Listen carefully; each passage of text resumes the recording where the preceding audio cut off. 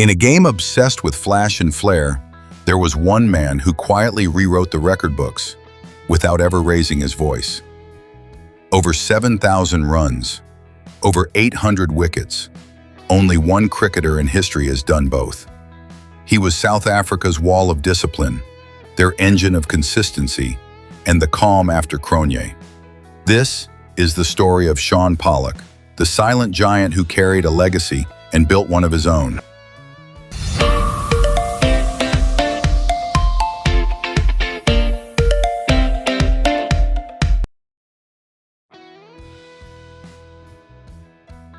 Let's begin, not with Shaun, but with the legacy of the name he carried.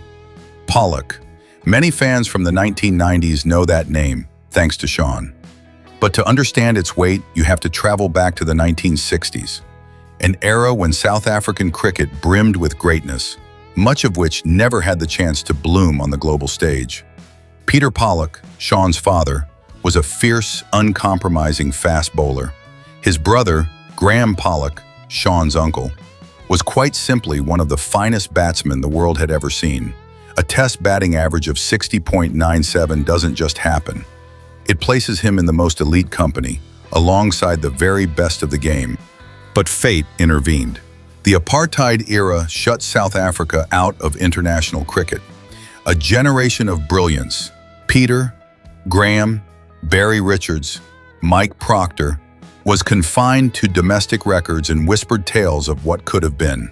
South Africa was banned. Dreams were cut short.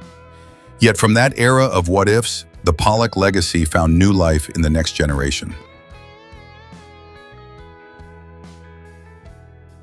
Shaun was born into cricket, but also into expectation. He wasn't just a boy with a bat and ball, he was a Pollock. And with that name came assumptions, scrutiny, and pressure from the very beginning. He recalled those early days with a quiet honesty. It wasn't easy being a Pollock at school. I remember a lot of suspicion every time I was selected. People would say, "It's only because of his name." I had to play twice as well as everyone else just to justify my place. He didn't shy away. He climbed the ranks. And in the 1991-92 season, he made his first-class debut for Natal. The Kingsmead surface, known for assisting seamers, became his personal laboratory, where he sharpened his skills and developed his rhythm. Then, something special happened.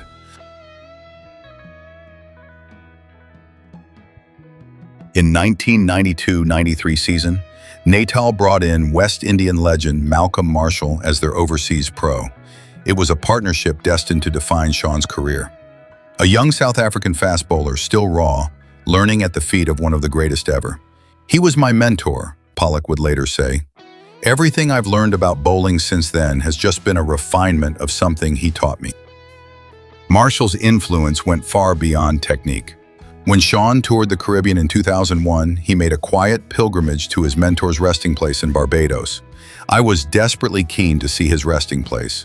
I wanted to bowl on the wickets he bowled on, see where he grew up. Sadly, I had to pay tribute to his grave rather than have dinner with him. That was the kind of cricketer Shaun was: grounded, thoughtful, loyal. By the mid-90s, Shaun's domestic performances were impossible to ignore. But his father, Peter, was now the convener of selectors. What might have fast-tracked others only made Shaun's road steeper. Every move was watched, every success was questioned. Still, the call came. For the 1995 Test series against England, Shaun was in. Peter Pollock, both selector and father, tried to stay neutral. "Shaun still has a lot to learn," he admitted, "but he is having a useful season and we think he can do a job for us." And when pressed on how he felt as a father, yes, as a father, I feel proud. Shaun debuted at Centurion. Rain robbed the match of any real play, but he picked up 3 wickets. Then came more draws, more rain, and glimpses of potential. He contributed with the bat too, solid scores in the 30s and 20s down the order. But it was in the final test at Newlands that he truly announced himself. Alan Donald lit up the first innings with 5 wickets. Shaun supported him with 2. Then, in the second innings, Shaun took over. his first 5-wicket haul in tests. South Africa won by 10 wickets, and a new pace partnership, Donald and Pollock, was born.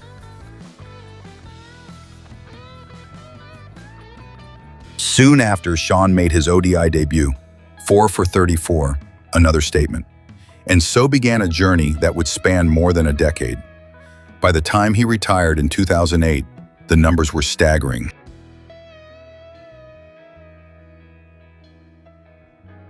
In ODI cricket, 393 wickets at an average of 24.5 points, 5 5-wicket hauls, 313 maiden in overs, a world record.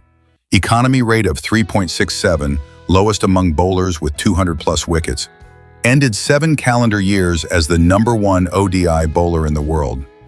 In Test cricket, 421 wickets at an average of 23.11, 16 5-wicket hauls, a 10-wicket haul, an economy rate of 2.39, only bettered by Curtly Ambrose among bowlers with 400-plus wickets.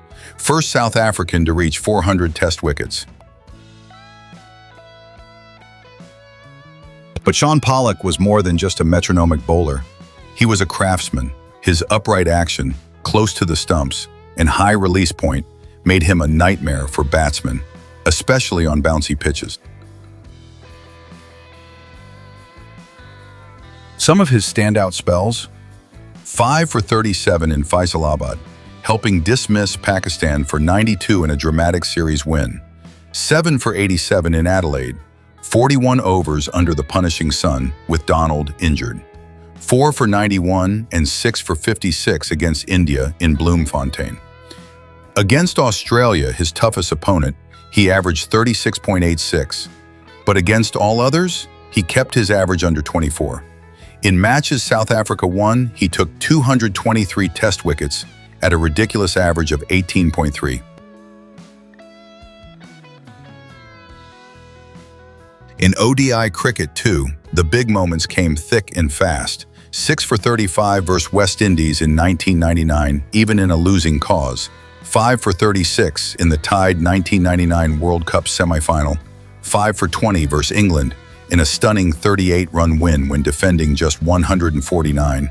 5 for 23 versus Pakistan in 2007. His final ODI 5-4. Shaun Pollock averaged 32.31 with the bat in tests, the highest for any bowler with 400-plus wickets. He scored 2 Test centuries, both from number 9 or lower, a unique record. In ODIs, he had one remarkable century, 130 off 110, coming in at 5 for 31, chasing 318 against the Asia 11. In total, over 7,000 international runs and over 800 wickets. No one else has achieved that double. And yet, his name often slips out of the greatest all-rounder conversations. Why? Maybe because he wasn't flashy. Maybe because he wasn't controversial. He was efficient, quiet, consistent, and perhaps in a sport that worships drama, consistency sometimes gets forgotten. After the match-fixing scandal involving Hansie Cronje, Shaun stepped up as captain. South Africa were reeling, but Pollock brought stability. In his captaincy tenure, Test win percentage, 58%, ODI win percentage, 62%. As Test captain, he averaged 41 with the bat.